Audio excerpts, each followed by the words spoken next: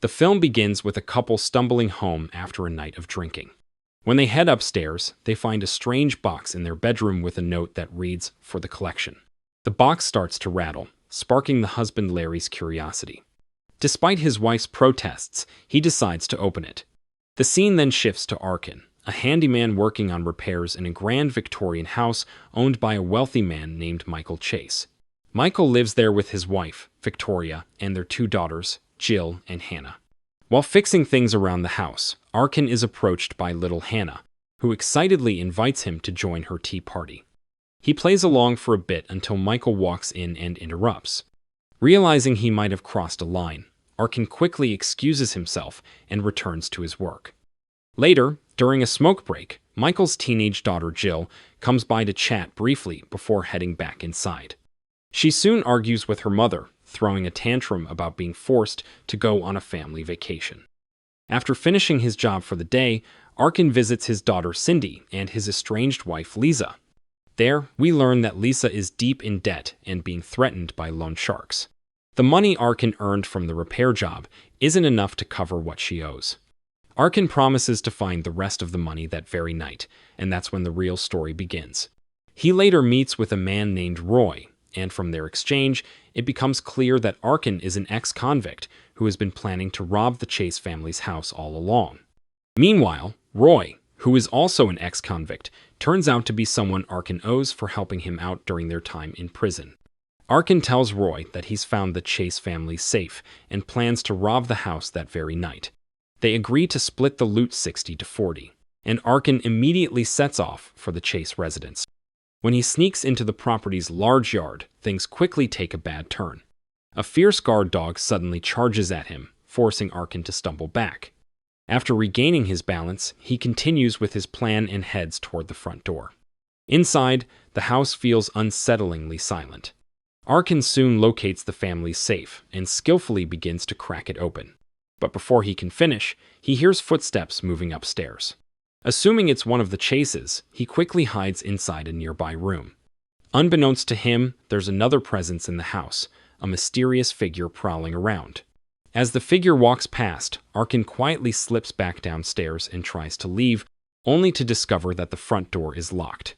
Forced to hide again, he waits until the masked intruder heads into the basement. From this point onward, this sinister figure is known as the Collector. As Arkin continues trying to unlock the safe, he suddenly hears terrified screams echoing through the air vents. Alarmed, he stops what he's doing and hides inside a closet, only to stumble upon a bloodied and gravely wounded Michael Chase. Believing Arkin is the one who attacked him, Michael grabs a nearby weapon, but before he can do anything, a strange chain reaction is triggered. Michael is suddenly snared by a trap line rigged inside the house and yanked violently backward before collapsing to the floor. Almost immediately, the Collector appears, drags Michael's body away, and vanishes into the darkness. Realizing the house has become a nightmare, Arkin cautiously emerges from hiding and notices a thunderstorm raging outside. He rushes to grab the phone for help but recoils in pain as nails embedded in the receiver pierce his hand. Trying another escape route, he pushes his hand toward a boarded window, only to find it lined with razor blades. It becomes horrifyingly clear that deadly traps have been carefully placed throughout the entire house. Hearing footsteps nearby, Arkin hides inside a child's bedroom. Once the noise fades, he ventures out and heads downstairs, spotting a chandelier rigged with sharp blades. He tries to take one, but fails. Every attempt to open a window or door reveals yet another hidden trap wired to it. Moving cautiously through the house, he accidentally steps into a web of thin wires blocking his path, making escape impossible. Forced to backtrack, he enters another room where dozens of bear traps cover the floor. He carefully maneuvers through them, avoiding a tripwire, only to find a staircase ahead, its steps now covered with long, upright nails waiting for their next victim. Arkin hears the Collector's footsteps coming down the stairs and quickly slips through the nearest unlocked door, finding himself in the basement. Moving cautiously through the darkness, he suddenly comes face to face with a severely wounded Michael Chase, bound tightly to a chair. Arkin assures Michael that he's not responsible for the attack and is only trying to help. Michael, barely able to speak, begs Arkin to find his wife and young daughter, Hannah, and tells him about a gun hidden inside the safe in the master bedroom. After giving him the code, Michael urges him to hurry. Arkin searches the basement and discovers Victoria, Michael's wife, tied up inside the bathroom. He removes her gag but hesitates to take off the tape over her eyes when he notices it's lined with needles that pierce her skin. Victoria, trembling, tells him that Hannah is still hiding somewhere in the house and that the collector hasn't found her yet. Determined to save the child, Arkin promises to rescue Hannah. He tells Victoria to scream as loud as she can to lure the collector downstairs, giving him a chance to sneak out unnoticed. The plan works. As the collector descends to investigate the noise, Arkin quietly slips out of the basement and back to the first floor. Meanwhile, the collector cruelly punishes Victoria for her screams, mutilating her tongue with pliers before turning his sadistic attention back to Michael. Upstairs, Arkin returns to the same safe he had tried to crack earlier and finally manages to open it. Inside, he finds a gun along with the valuable gemstone he originally came to steal. Unfortunately, the gun isn't loaded, and Arkin has no idea where the bullets are hidden.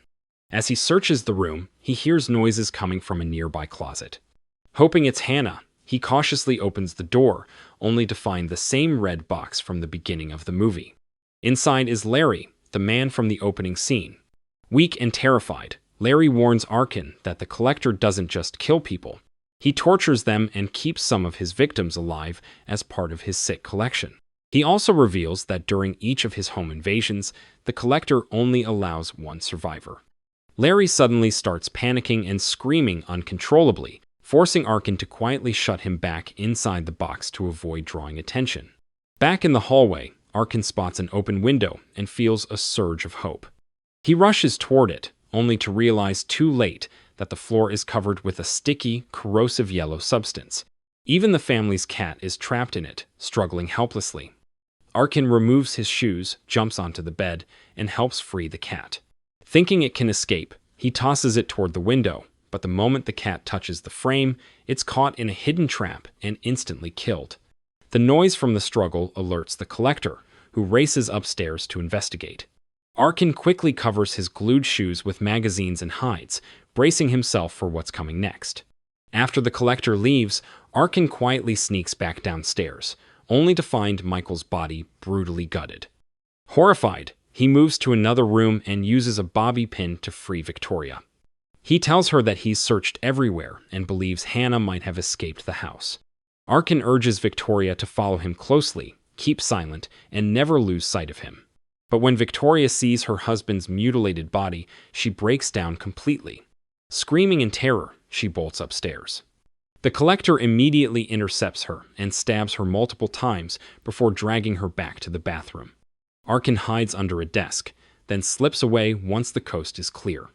Inside the bathroom, the collector sadistically sews Victoria's lips shut, while Arkin frantically tries to pry open one of the boarded-up windows in hopes of escaping. Just then, Jill, the older daughter, arrives home with her boyfriend, completely unaware of the nightmare inside. The two sneak upstairs and start making out, oblivious to the horror surrounding them. But their moment of passion ends abruptly when the collector appears. The boyfriend tries to fight back, but the masked killer easily overpowers him and shoves him into a room filled with bear traps, instantly killing him in a gruesome mess. Jill screams and tries to run but is quickly captured. The collector forces her to dial 911, making it sound like a prank call before hanging up. After the collector leaves, Arkin rushes to free Jill, but she panics the moment she's untied. In her terrified state, she runs blindly through the house, triggering one of the many traps. It's over in an instant. Jill is killed just like the rest. Fed up and desperate to survive, Arkin finally finds a way out of the house.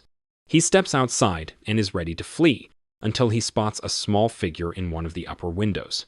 It's Hannah, the youngest daughter, still alive and trapped inside. Unable to abandon her, Arkin forces himself to go back in. He locates Hannah just as the collector discovers her hiding spot. Acting fast, Arkin grabs the girl and pulls her into another room to hide. Inside, he spots a television and an aquarium, and quickly comes up with a plan. Moments later, the collector bursts into the room, dragging Larry, the man from earlier. Without hesitation, the collector shoves Larry onto the wet floor, where he's instantly electrocuted to death. The masked killer then hurls throwing blades at Arkin, who narrowly dodges them while protecting Gena. He manages to get her to another room, but in the chaos, a stray fish hook pierces through his ear. Gritting through the pain, Arkin pushes Gena through a small vent opening, giving her a chance to escape. Before he can follow, the collector breaks down the door and attacks. The two struggle violently until Arkin catches a glimpse of the killer's face just before he's knocked unconscious. When he comes to, Arkin finds himself in the basement, bound in chains and pierced with multiple fishhooks through his hands and back. The collector cruelly yanks out one of his teeth, but is interrupted when he hears a noise nearby. It's Gena. Seeing her in danger, Arkin distracts the killer by shouting and taunting him, enduring even more torture to keep the collector's attention away from the terrified girl. A police officer soon arrives at the scene and peers through a window, only to be met with a horrifying sight: the mutilated body of Jill's boyfriend. Before he can react, the collector suddenly appears.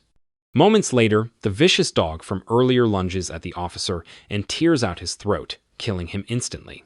Meanwhile, back in the basement, Arkin fights through the pain and manages to free himself from the hooks and restraints.